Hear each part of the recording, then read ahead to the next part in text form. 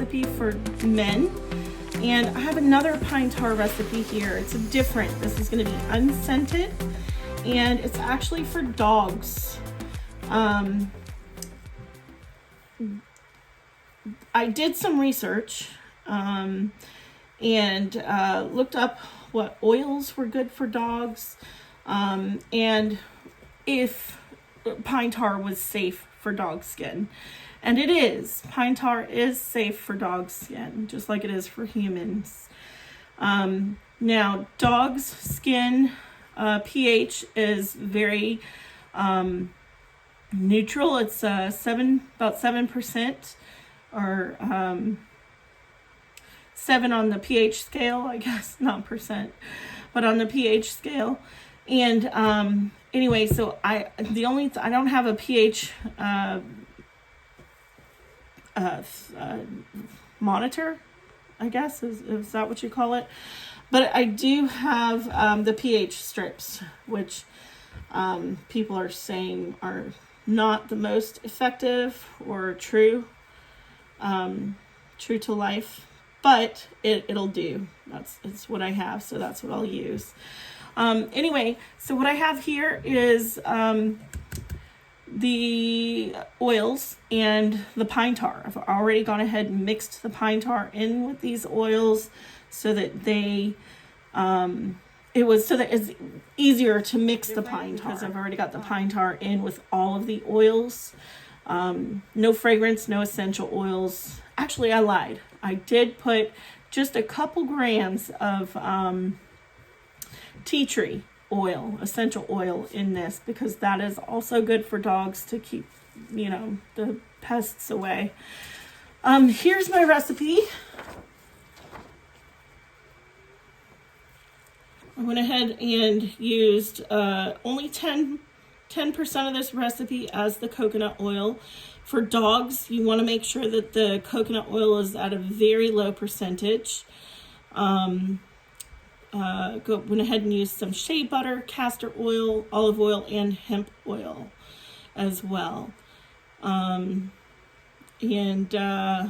did put a teaspoon of sodium lactate in with the lye solution. So here it is, the lye solution. All right, so I guess what I need to do is mix with the whisk, not with the blender, because it's going to accelerate super fast. Now, the recipe that I just finished, I was able to pour into the mold, which I need to have ready. I don't even have that ready, excuse me. Guys, make sure when you're making your soap that all of your equipment is ready. My goodness. That could be a catastrophe when you're working with something that accelerates super fast. All right, I'm a little nervous, but I'm going to go ahead and add the lye solution. And I can feel it thickening up already. Oh boy, feels like mud.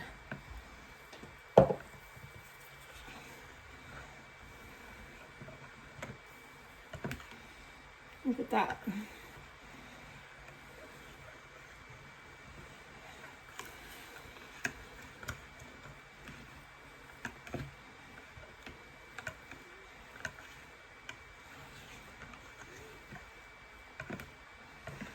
I want everything to be combined, but it's kind of hard to tell. I also don't want it to be, I don't want to overmix it. I want it still to be fluid enough to pour it in.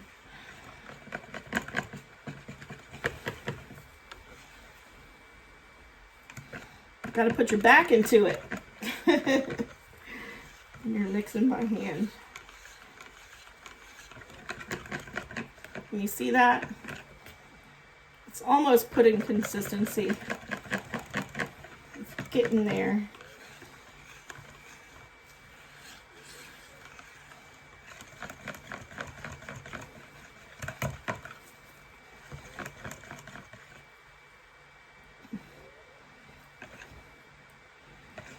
I'm gonna keep mixing just a little longer because it's pourable. It's not completely thickened up. It's giving me some time, which is really awesome. I think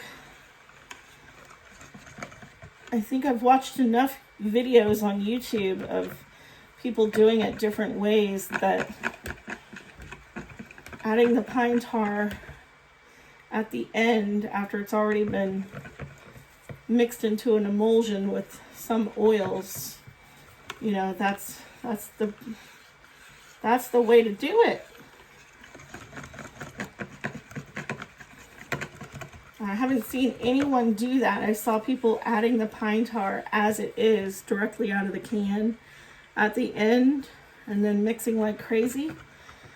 But I thought, well, if I add some of the oils, I won't have to mix it like crazy at the end. You know what I mean? There's no chances, you know, or low chances of it accelerating super fast on me that way. And I'm right. Look at that. Look at this pour. Gorgeous. Gorgeous. Now, I don't think I made enough to make a full loaf. Okay. I'm going to have to redo my calculations on the next batch if this is a successful soap. I mean, it is a successful soap in the sense that it's soap, but if I ever remake this recipe for dogs as I have intended it, is what I mean. So my mom's been asking me to make a recipe or a soap bar for her dogs. One of them has sensitive skin, the other one is normal. And one of them has like doggy acne on her chin. She's a boxer mix, and apparently that's one of the traits of boxers. Anyway, look at that. Still fluid. See the movement in there? This is still fluid. It's pretty awesome. Well, I'm going to stop rambling now because I'm sure that bores a lot of people. And I'm going to go ahead and stick this in the oven and leave it alone until a couple days from now, I'm thinking, because this is a pretty soft bar of soap, you know. So anyway, we'll come back for the cut, and we'll do that together. Okay, so here it is, and this one smells, it smells piney also, but not quite like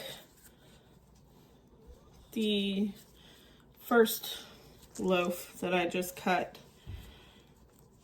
because that one, okay, let's see, how am I going to get this out? Trying not to harm this loaf. I hate messing up the corners as I'm unmolding. There we go. All right, so this is a little bit of a smaller loaf. This also has some very crisp corners, and just messed up the edge on this side a little bit by taking it out of the mold. This one's just a tad bit softer. Let's see, different recipe also. Different recipe than that one. This one has oils that are good for dogs, good and safe for the doggies. So let me actually clean up the edges on this one.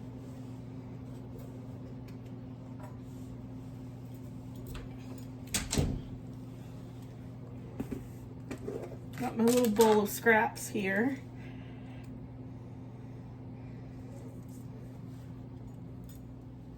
All right, ready for the cut? Let's See how many bars will I get out of this.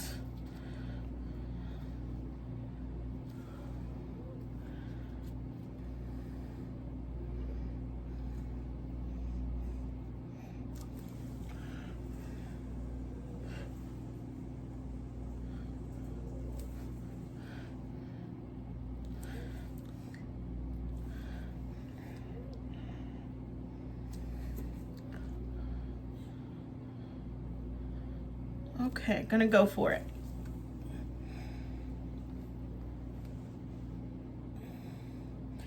Okay, 8 even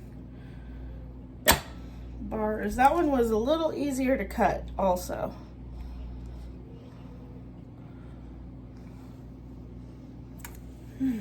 Very piney. Not in a bad way. It's a good scent. Actually, I added tea tree oil, just a couple grams, to this loaf. So it's piney and tea tree scented.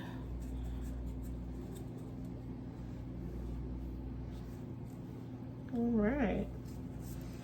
Anyway, I'm just inspecting my bar of soap here. This was the end, the little end chunk. And